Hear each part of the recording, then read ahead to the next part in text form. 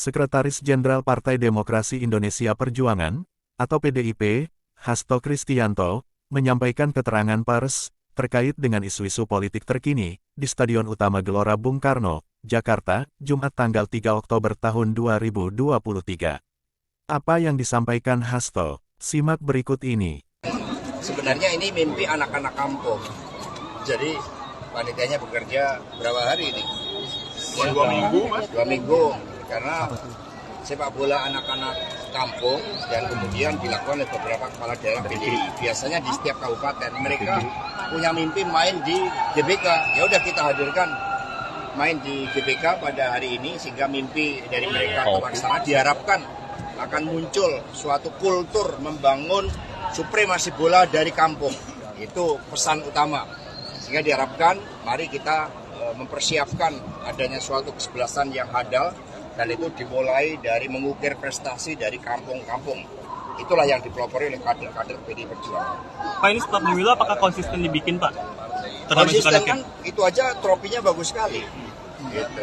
Meskipun karena mendadak, ya nanti ada beberapa rancang yang lebih baik.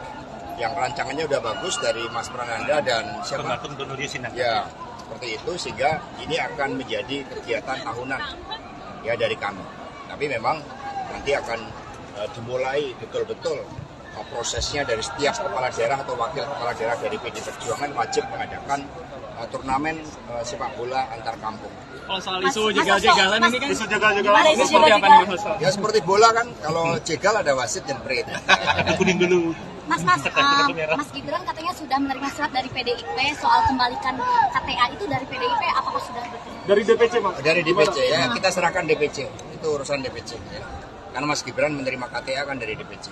Mas, PP Muhammadiyah akan menggelar uji publik, Mas. PP Muhammadiyah akan menggelar uji publik terhadap 3 paslon. Nah, ini Mas Ganjar dari PDIP juga seperti apa persiapannya? Apakah akan menerima uji publik itu atau seperti apa? Ya kita kan siap untuk hadir ya namanya seluruh kapasitas kepemimpinan dari 3 pasang calon.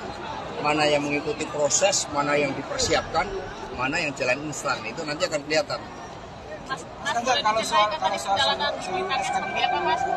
jalanan di Blitar. Dari tadi di Blitar ya kita semuanya kan membangun suatu kultur yang selama ini sudah dilakukan oleh PDI Perjuangan sebelum ada event-event besar termasuk pemilu. Ya kami berdoa ke makam proklamator yaitu Bung Karno.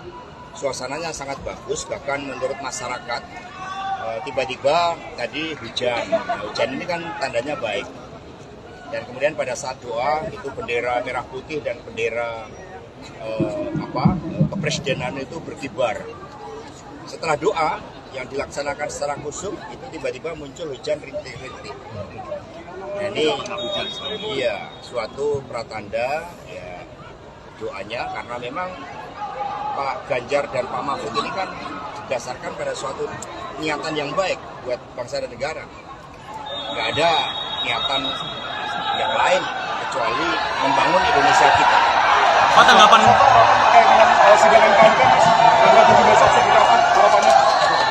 Ya, Mahkamah Konstitusi itu adalah benteng demokrasi sehingga tidak boleh dikebiri, tidak boleh ada manipulasi, tidak boleh hanya karena hubungan kekeluargaan kemudian hukum dikorbankan. Maka kami percayakan sepenuhnya pada Mahkamah Etik untuk mengambil keputusan terbaik demi keadilan.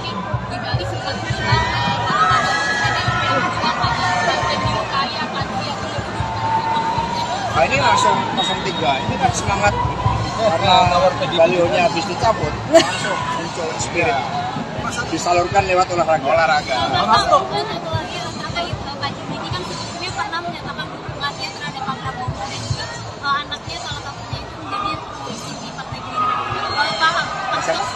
Pak Jimli. Prof Jimli. Kita percayakan pada kenegarawanan Prof Jimli dan seluruh anggota dari Mahkamah Etik.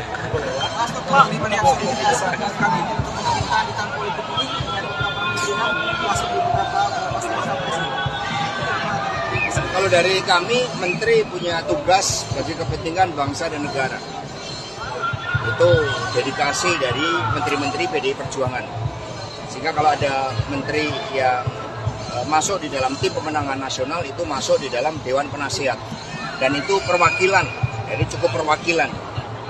Meskipun menteri dari profesional, dari PD Perjuangan yang akan membantu TPN itu ada cukup banyak, tapi demi kepentingan bangsa dan negara nanti cukup perwakilan yang masuk di dalam struktur Dewan Penasihat.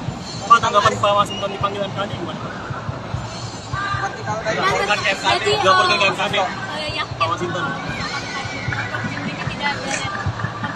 Yakin dengarkan suara rakyat, itu yang paling baik. Dengarkan suara rakyat sehingga pemilu dapat berjalan secara demokratis, tanpa intimidasi, berlangsung secara jurdil demokratis. Dan KPU kita harapkan bersama Bawaslu menjadi penyelenggara yang baik, yang betul-betul langsung umum, bebas, rahasia, jujur dan adil.